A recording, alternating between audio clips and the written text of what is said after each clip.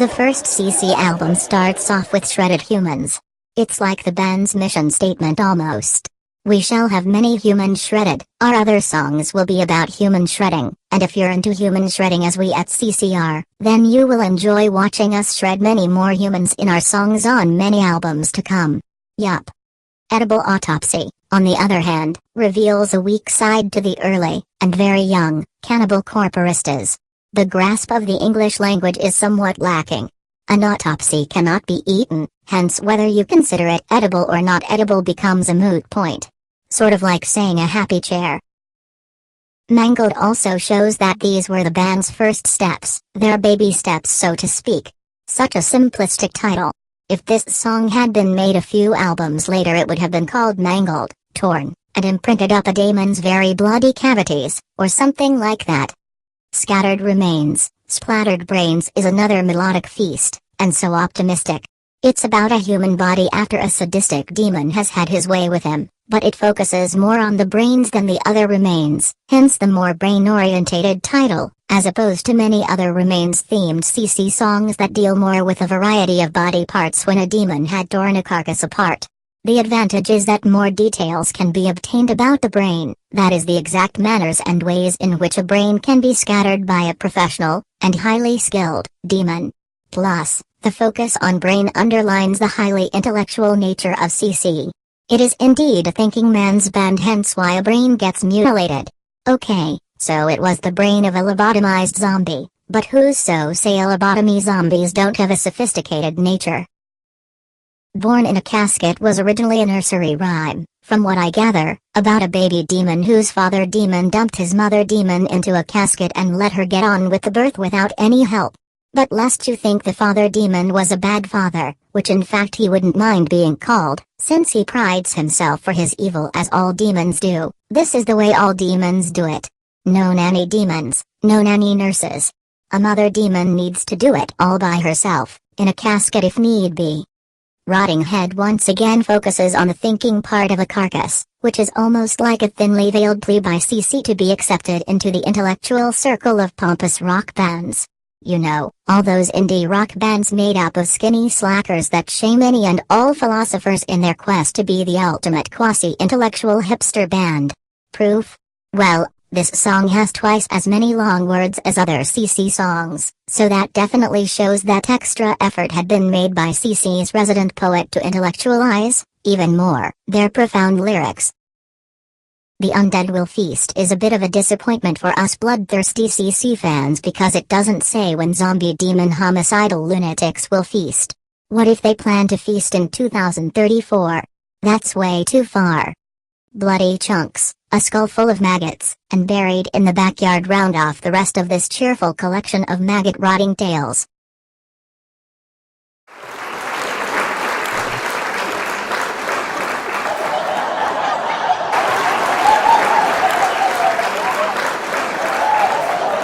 What a spiffing title, yet a tad illogical considering that the album starts off with "We Will Kill You."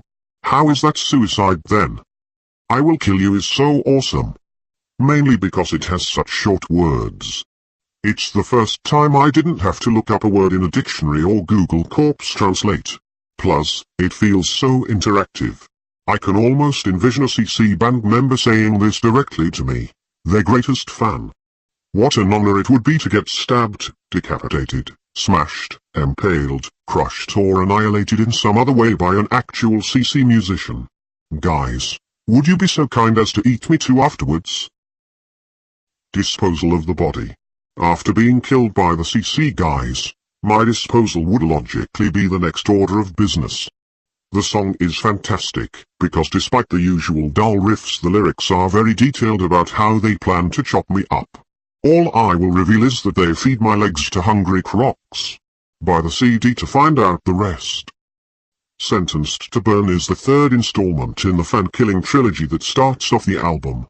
After having killed me and then chopped me up, the CC guys decide to burn all the bits that crocs refused to eat, or that even hammers couldn't quite smash up sufficiently. I'm just confused about the sentenced part. Did they subject my cut-up remains to a trial? I don't quite see how you can sentence a piece of a foot, for example, when that foot can't even defend itself. Did my remains at least get a lawyer to represent them? So my best guess is that this is an unfair, undemocratic trial conducted in some remote region of hell, or Erdogan's Turkey even. Every great trilogy deserves a prequel, hence blood-drenched execution. Sure, it makes little sense for me to be executed. Before, I was told I'd be killed in We Will Kill You, but let's not nitpick, okay? This is Cannibal Corpse, not Agatha Christie. Gallery of Suicide veers the plot off into familiar demon butchery territory. The song is basically about a gallery recently opened in hell, in which vivid photos show various failed suicide attempts of troubled demons. One picture shows an emo with his finger cut in half, he missed the wrist, screaming hysterically. Another pic shows an emo who jumped from a bridge only to land in a large stack of soft hay on a ship. Demons and their sense of humor. You gotta love them. Dismembered and molested always brings a tear to my eye. So touching. After having dismembered their victim, a group of fun-loving demons actually take the time to molest the corpse. One of the demons suffers from an erectile dysfunction and is unable to perform the filthy deed. Other demons shun him, banning him from participating in any future molestations. He was still allowed to dismember though, which is almost as sad as that moment in Return of the Jedi when the Emperor gets killed by that huge arsehole Luke Starfucker.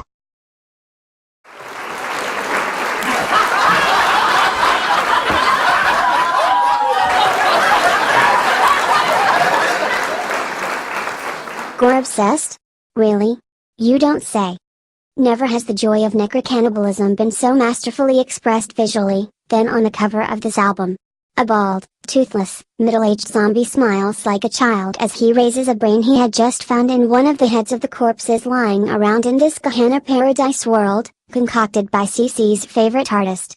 On his right, a female zombie approaches, with a wide grin decorating her unkempt face.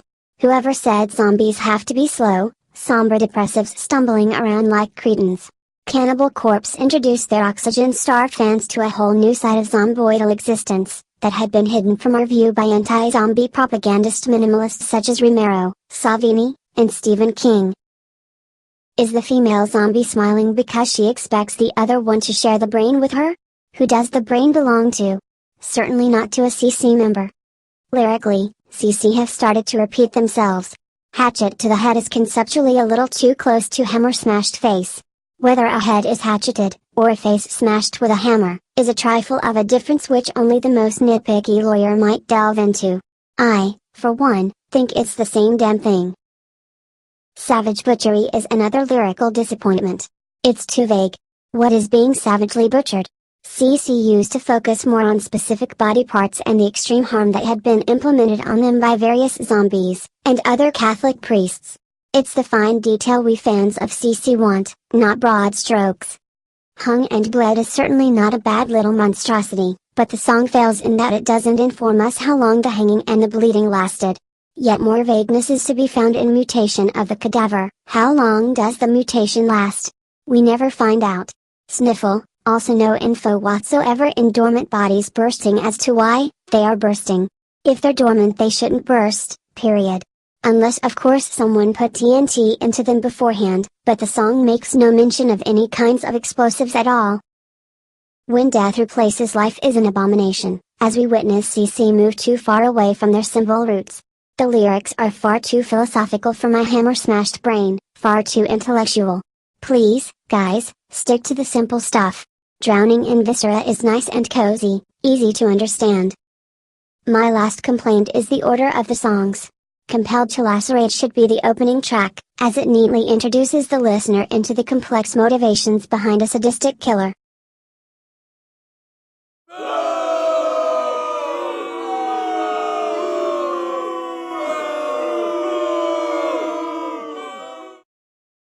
The cover makes it clear that Cannibal Corpse haven't reached the levels of notoriety that they aspire towards.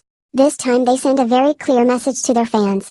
Gil, hoping that some CC fan will do just that and give them some much needed publicity by the hysterical US media, as with Judy Priest and Mary Manson. There's just one hitch though, just one problem, in this masterful media attracting plan. Kill whom? They weren't exactly specific here.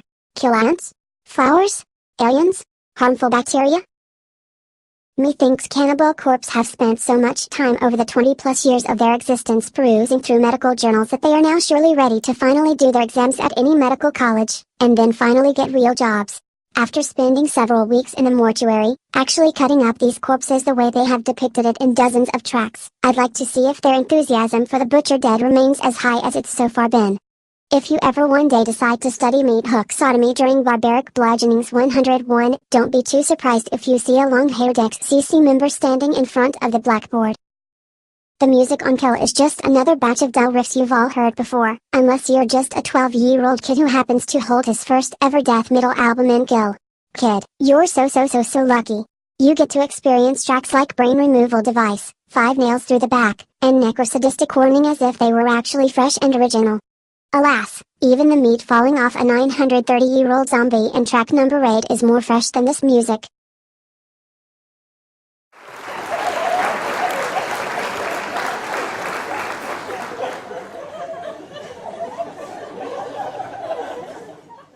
They are such liars.